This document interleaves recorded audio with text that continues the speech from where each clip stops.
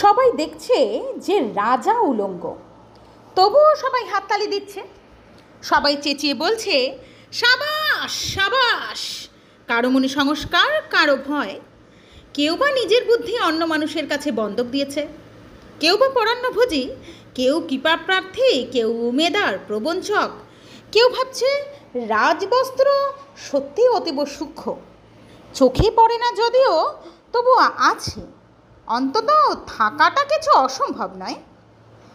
গল্পটা সবাই জানে, কিন্তু সেই গল্পের ভিতরে শুধুই প্রশস্তি বাক্য উচ্চারক কিছু আপাদমস্তক ভীতু ফন্দিবাজ অথবা নির্বোধ স্তাবক ছিল না, একটি শিশুও ছিল, সত্যবাদী, সরল, সাহসী একটি শিশু।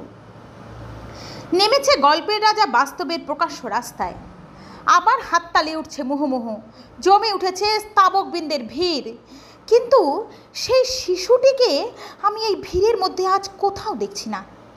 শিশুটি কোথায় গেল? কেউ কি কোথাও তাকে কোনো পাহাড়ে গোপন গুহায় লুকিয়ে রেখেছে, নাকি সে পাথর ঘাস মাটি নিয়ে খেলতে খেলতে ঘুমিয়ে পড়েছে কোনো দূর নির্জন নদীর ধারে, কিংবা কোনো প্রান্তরে গাছের ছায়ায়? যাও যাও, তাকে যেমন করেই হোক খুঁজে আনো। সে এসে একবার এই উলঙ্গ রাজার সামনে নির্ভয় দাঁড়াক।